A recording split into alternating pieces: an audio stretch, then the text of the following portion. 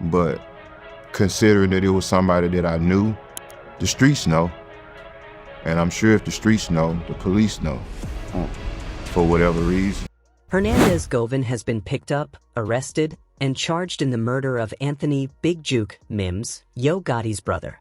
The same man who sat in that Vlad interview speaking like he had every answer.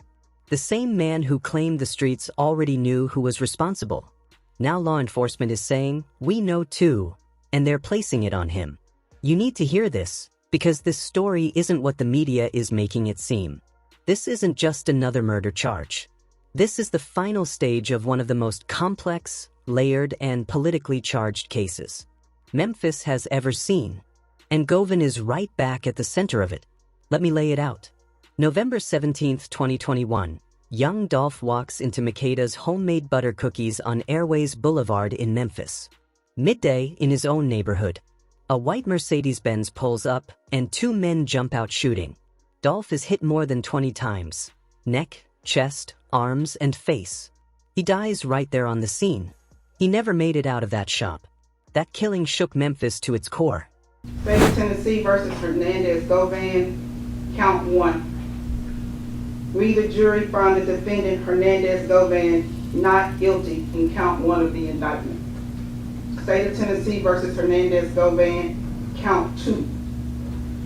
We, the jury, find the defendant Hernandez Govan not guilty in count 2 of the indictment.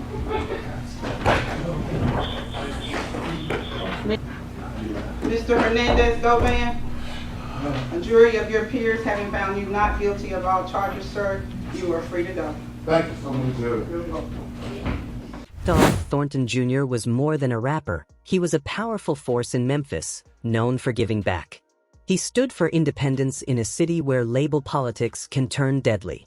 From day one, the streets were saying this wasn't random. It was business taken to the extreme. 3 years later, Justin Johnson is serving life, while Cornelius Smith still awaits trial. Meanwhile, Hernandez Govan walked free after a jury cleared him of Dolph's murder in just 3 hours. After hugging his lawyer and thanking the judge, Govan told reporters he felt like he'd been born again.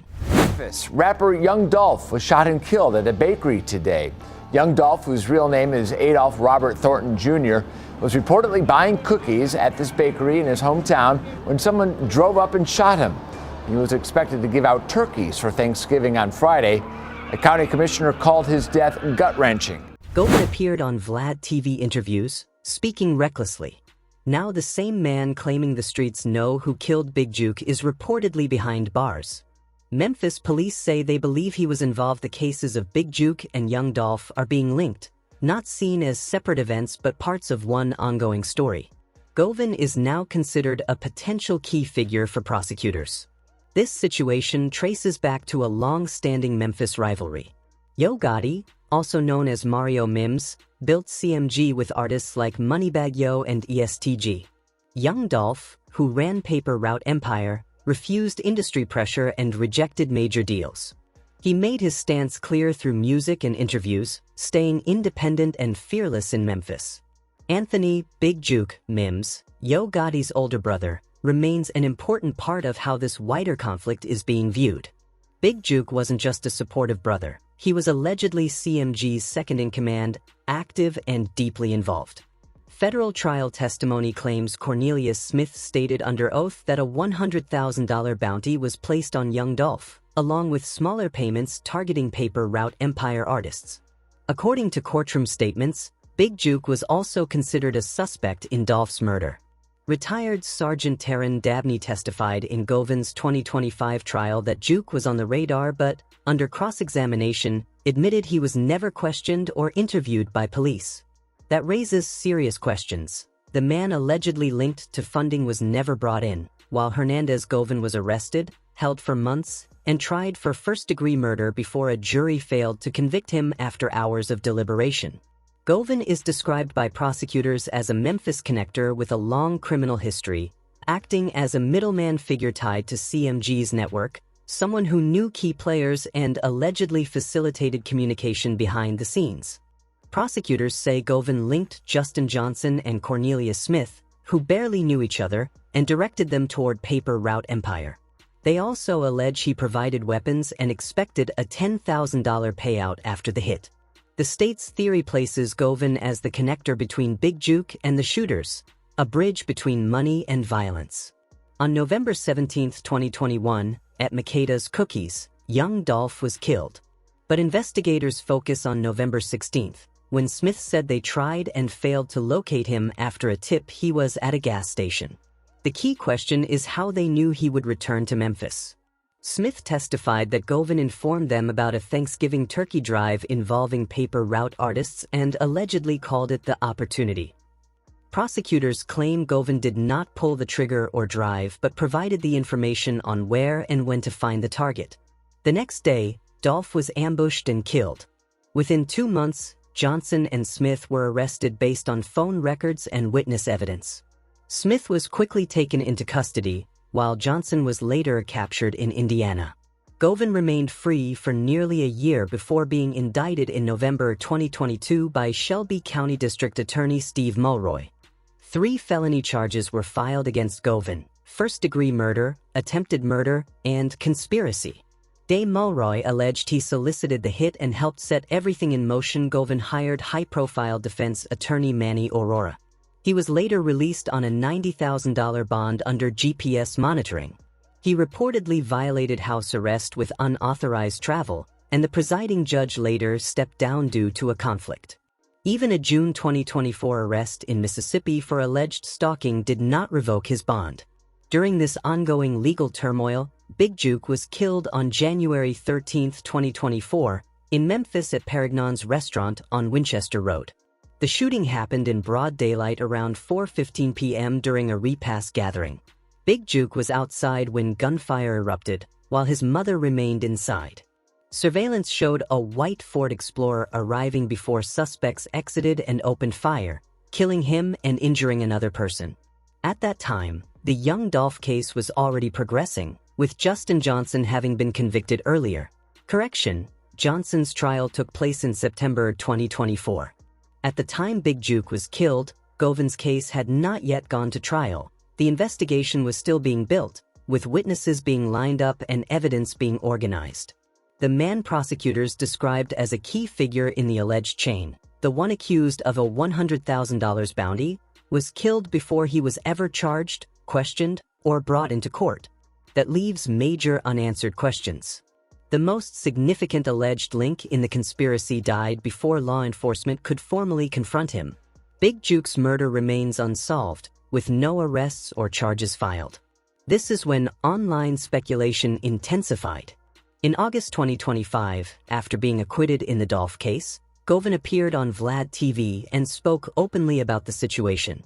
He addressed Big Jook's death and the ongoing tension tied to paper route empire, claiming people in the streets already know who was responsible.